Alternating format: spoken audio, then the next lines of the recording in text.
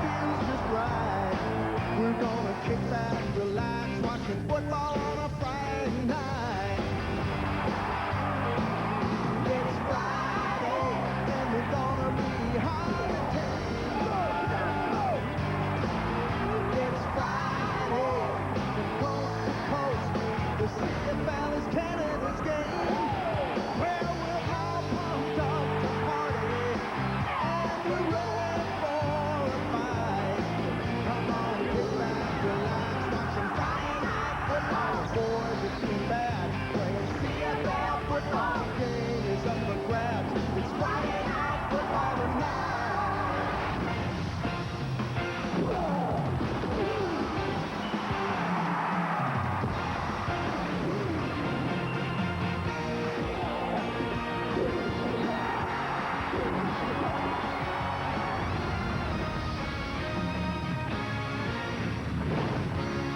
This is Adidas Friday Night Football on TSN. Tonight, it's the Tiger Cats and the Blue Bombers from Winnipeg Stadium in Winnipeg, Manitoba. Good evening once again, everybody, and welcome to Adidas Friday Night Football. If you're just joining us, my name is James Duthie. It's the Ticats and Bombers round 2. Ticats won round 1 last week. And Chris, what are their keys offensively tonight? Well, I think that with Hamilton, you got to suggest the #1 key is find out where Maurice Kelly is in the Winnipeg Blue Bomber defense. Kelly plays 2 positions. He plays the free safety deep, but he also plays what is called the space linebacker. Wherever Maurice Kelly is, you may have an opportunity with his replacement. Danny McManus may use a series of audibles to try to adjust whoever is the primary receiver to the secondary receiver to capitalize on that replacement with Kelly. So look for Maurice Kelly where he is, go the opposite direction. But in another situation, Winnipeg has another adjustment they have to look at. Well, I think they're going to surprise some people. Yeah. They added Kevin Mason this week, the quarterback who played at Saskatchewan last year. They're telling everyone that he's #3. But don't be surprised at all to see him play a lot tonight. He brings a different dimension to that offense. And again, I think they've been a little sneaky on this one. I see Kevin playing at least 1 quarter, James. All right, Kevin Mason. Pretty quick for a guy to come in and be playing the first time. Now, Ticats and Bombers getting ready to kick it off just a couple of minutes away. This is a conversation I would have loved to have heard. Were you spying on me? No, we weren't spying on you. What's with the earring?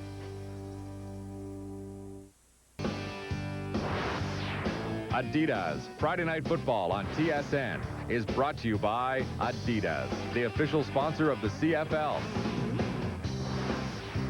And by Gatorade. Is it in you? Okay, welcome back, everybody. Guys, just enough time for your final comments on the game. I think Winnipeg is better than their record indicates, but I think if Danny Mac plays well, Hamilton wins. There's no substitute for a veteran quarterback.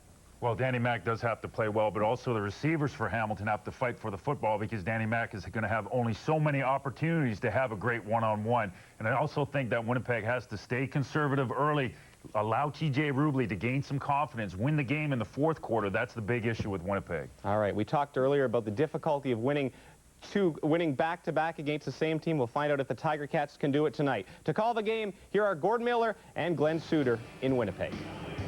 All right, thank you, guys. Nice night in Winnipeg. Been cloudy most of the day, but the rain has held off, and the forecast calls for a pretty nice evening. This summer eve, 24 degrees Celsius, not much wind, and the artificial turf at the Winnipeg Stadium is dry. Ron Lancaster, in 7 years as the coach of the Edmonton Eskimos, averaged 12 wins a season. He takes over a Hamilton Ticat franchise that has won 12 games in a season once in its history. And of course, last season won just 2 games, an output that could be equal tonight if Lancaster can complete back-to-back victories over the Winnipeg Blue Bombers. And for the Bombers, there is intense pressure this week. We talked about on the pregame show, Coach Jeff Reinbold closed practice for a couple of days this week. Thought there was somebody here perhaps watching his team, but more importantly, wanted to divert the attention of his team away from poor performance on the field and perhaps allow them to regroup a little bit, Glenn, and you wonder if that'll work. Well, I think it will work. I think Jeff Reinbold faced the media during the week, and he thought that they would just be asking about turnovers and things like that, sloppy play from their offense, and he thought it may be a good diversion to just throw that out there. And you know what? It worked because the media asked all week about the spy conspiracy theory and didn't really touch on the offense that much. So it took a little pressure off him during the week. Bombers will kick off, and the Hamilton Ticats will receive. Jeff Reinbold will get his defense on the field first, something he probably likes, and Ron Lancaster won't mind getting Danny McManus and Darren Flutie out there together. As important as getting Lancaster was in Hamilton, getting a veteran quarterback doesn't hurt either. Well, because what Ron Lancaster does as a leader, Danny McManus continues to do on the field. He'll get that huddle, and in crucial situations when everyone's looking to your leader to decide what to do, Danny McManus will calmly step in and say, no problem, guys. I've been in this situation many, many times, and this is what we're going to do to get the job done. So it's just an extension of Ron Lancaster. Asked Ron yesterday what the most important thing he learned in Edmonton was, and he said that it's important to create a climate of winning, that your players expect to win a game, not to lose one. And he said his biggest fear coming in here to Hamilton was that the players expected to lose games, and he hoped to change that climate. Troy Westwood to kick it off in the final game of week number 3 in the Canadian Football League season. Archie Amerson is back deep to receive along with Joe Higgins, and they'll face this unusual Winnipeg kickoff formation.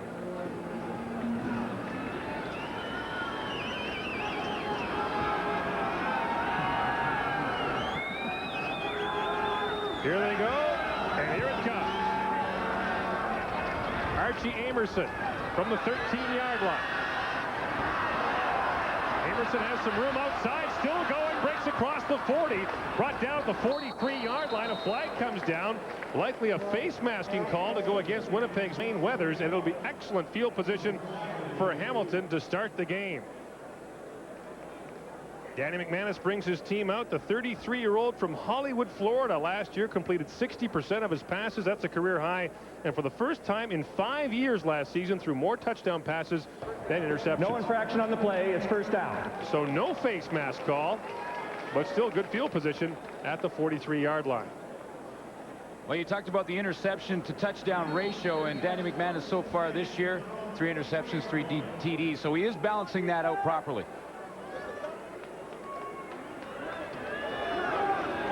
McManus, who began his career here in Winnipeg, starts from the 43. On first down to the ground, they go to Archie Amerson, picking his way out to about the 45-yard line for a gain of a couple. David Mieva, just back in the lineup, makes the tackle. This Ticat offense has Bobby Olive and Andrew Grigg outside, Mike Moriali, and of course Darren Flutie at the slot back position. Ronald Williams and Archie Amerson are the tailbacks. No true fullback in that backfield for Hamilton, and the offensive line has young players at the tackle. Dave Hack is 26, Seth Dittman just 25. Hack has had only 2 years of experience in the Canadian Football League. Dittman is in his first year. Second down play is called before the ball is snapped as referee Bud Steen steps in. Illegal procedure. Hamilton 55. Second down. Chris Burns draws in at the right guard this season for Hamilton. Is called for procedure. That'll move them back now and bring up second and about 14. Not surprising. You know, Chris Burns, talking to him before the game started, he said, you know, I have to admit I'm a veteran, but I'm a little nervous. This is my first start this year. It's not surprising he gets that early penalty. Here's McManus, lots of time, looking for Bobby Olive. The pass is over his head and incomplete. Winnipeg will be forced to kick, and the Bomber fans here give the defense an appreciative round of applause.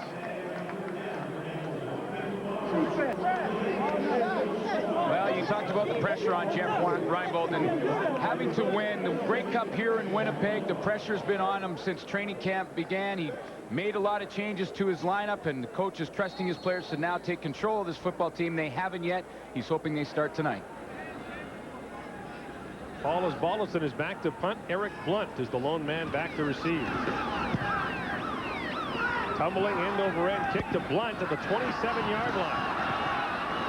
Blunt makes his way ahead, walks into a wall of Ticats led by Rob Hitchcock. A 43-yard punt. A return of about 4. TJ Rubley and the Bomber offense will start at their own 35-yard line, and it's Long and Thompson outside. DeBuck and Armstrong are the slots. Sean Millington draws in at the running back position along with Pat McNerney, and the offensive line has Christopher Perez and Todd Furtick, 2 giants on the outside, and Dave Van Conant, the 9-year veteran, anchors the middle of that Winnipeg O-line.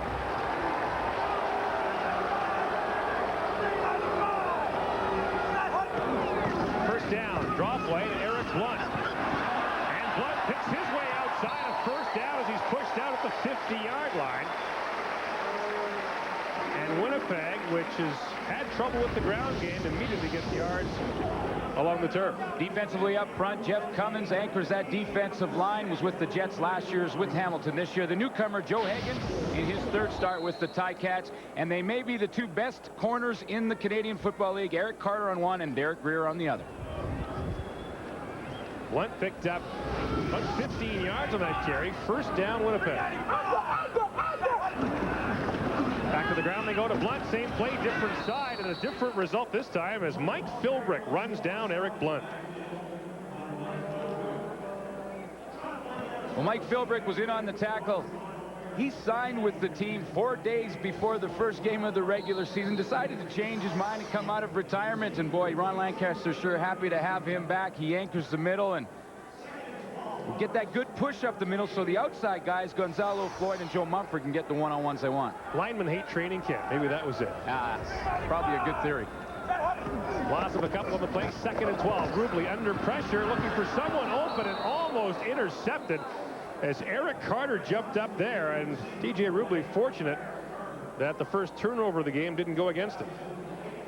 We talked about at the beginning of the game that TJ Rubley had to make good decisions. I think he made the right decision to throw it to Larry Thompson. He just didn't throw it accurately.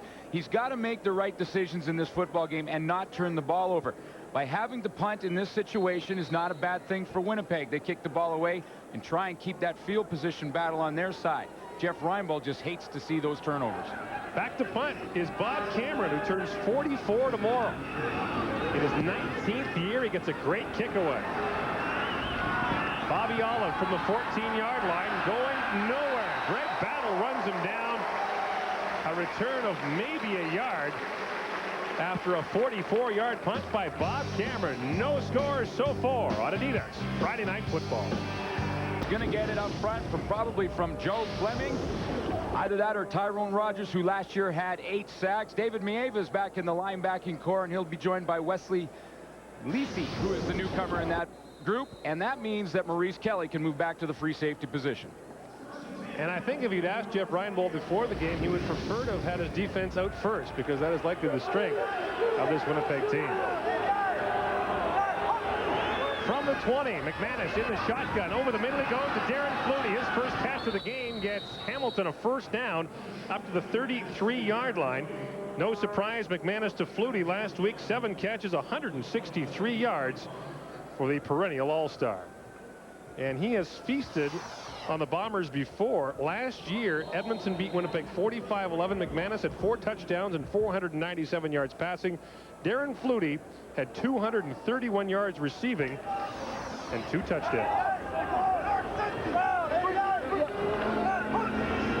McManus still in the shotgun. Lots of time over the middle again and almost intercepted. Very nearly picked off by Reggie Carthon. So both quarterbacks have gotten away with one so far. Yeah, and this is one that Reggie Carthon really would like to have back, because you don't get many chances like this against Danny McManus. A good jam on Bobby Olive right in the seam.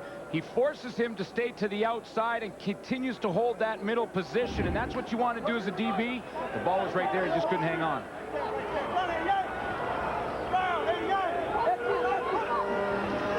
Second down, McManus. Archie Amerson, the pass was too high for him, and once again Hamilton will be forced to punt. And they're forced to punt. Danny McManus, red zone, and we talked about the Winnipeg defense playing a little zone. They're going to read zone. He's got to throw it underneath to Amerson. That was the read, that's where the ball had to go. Didn't complete the pass. And I think McManus would prefer to see Winnipeg blitz on every down. Absolutely, and you know why that is? Because when you have a receiver that you're on the same page with, like he is with Darren Flutie, before the snap of the ball, you know that's the man you're going to, and it takes the thinking out of the game. And that's always important. Yeah. Because the less you guys think, the better it is. Hey, don't think you hurt the team. That was the theory. Eric Blunt takes this high punt at the 25-yard line. Blunt picking his way ahead, ran into his own man, gets up to the 40, a 15-yard return of a booming 52-yard Paul Osbaldiston punt. Back to Winnipeg with more of Adidas Friday Night Football after this. When I was a kid, lobster was a treat. As a grown-up, it still is. That's why I love the Kegs Lobster Summer. For a limited time, the Keg Steakhouse is featuring lobster in so many delicious ways. Everything from a lobster and sirloin dinner to Creole lobster penne. And for real fans, they're even offering a fresh whole Atlantic lobster dinner. Now, much like summer and my youth, things this good just don't last. So hurry in by July 26th. Your favorite CFL team now has their logo on your favorite credit card. It's the CFL MasterCard credit card. Support your team and take advantage of the benefits that over 346 million MasterCard cardholders worldwide are enjoying. Each stylized card has your team's logo on it. So support your team 12 months a year and pull out your card. Call 1-8774-CFL now for your CFL MasterCard credit card. When you pay with us, you play with us. You can be young without money, but you can't be old without money. Now, if I had to do it all over again, I would do everything the same way. Well, except for my band. I think I would have them in there a little earlier.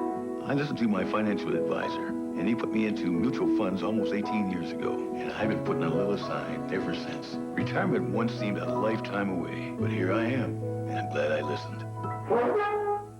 Mackenzie, building financial independence for over 30 years.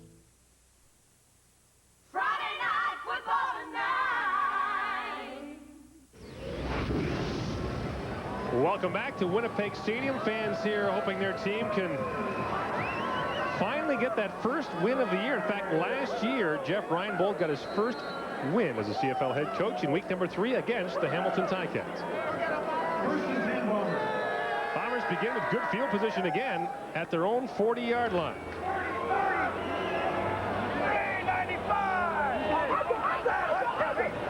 On first down, the toss goes to Eric Blunt. And Blunt out across the 45 to about the 46-yard line. Jeff Cummins makes the stop on the former Edmonton Eskimo, who had a breakthrough year in 1996 with 1,091 yards and then didn't really figure in their plans last year. Well, the writing was on the wall when Case Stevenson arrived and brought Troy Mills with him.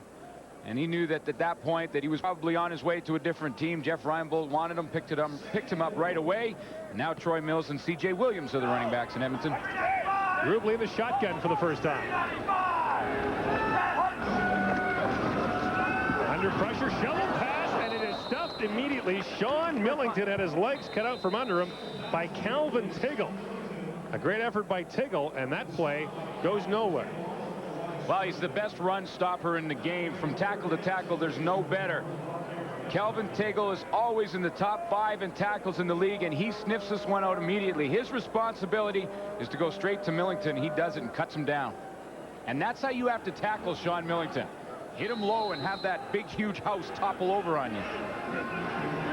The ageless one, Bob Cameron. In his 309th consecutive game, a flag comes down as Cameron got hit. Bobby Olive takes the kick at his 20-yard line. Gets out to about the 28-yard line. Cameron is down and slow to get up. He sees the flag come out after a 45-yard punt, and Bud Steen will have the call. Contacting the kicker, Hamilton, first down Winnipeg. So Winnipeg gets the ball back as Cameron makes his way off the field. Contacting the kicker, the call against Ron Lancaster's Ticats. It's a tough one to call as a head coach because you want to provide pressure, and if you always tell a guy if you got a chance to block the field or the punt, go ahead and do it. The problem is that Jay Jowsey has to get his hands on the football, and he doesn't do it. And you make contact in the kicker, that's where the penalty comes. If you touch the football, it's not a penalty. Now the Bombers into Hamilton territory for the first time at the 54. Rubley from the shotgun. Gets the pass away. Well covered is Chris Armstrong by Orlando Steinauer, and the pass goes incomplete. Well, they're quietly becoming one of the best defensive backfields in the league is this Hamilton secondary. Orlando Steinauer is right in here. He's the guy who's going to cover Chris Armstrong on the out pattern. He just waits for him to make his break, gets a little contact, and then is in perfect position. The ball is thrown underneath Armstrong. He's going the other way with it. Be careful because he led the Canadian Football League with 7 interceptions 1 year ago. Second down, Rubley. to the sideline, the other side, and Ted Long has the catch down to the 41-yard line.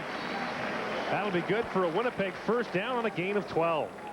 And the former Ticat has his first grab of the game.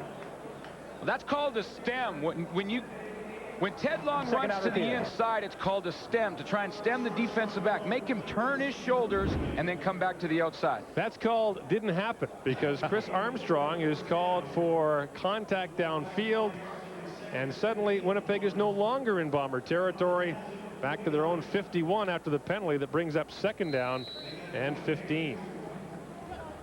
Well, it was a nice stay in Hamilton territory, but again, that's another case of the Bombers really hurting themselves. And it was a nice pattern that didn't happen for Ted Long. The stem got picked.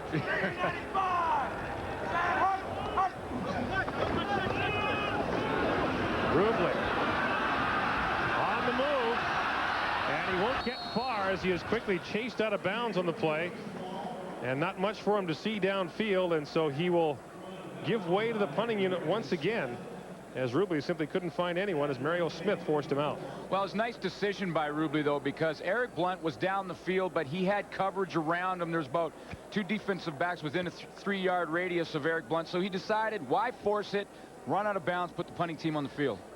As Bob Cameron comes back out, and saw Cameron writhing in agony on the field a moment ago when he was contacted. Hey, but the flag made him feel better. It's like those yellow and red cards in soccer. As soon as the guy sees them go up, they feel a lot better. Seems to work. He was watching you in the World Cup and seeing all those guys making dives. And Cameron with another good kick. It will not be returned as it rolls out of bounds at about the 24-yard line.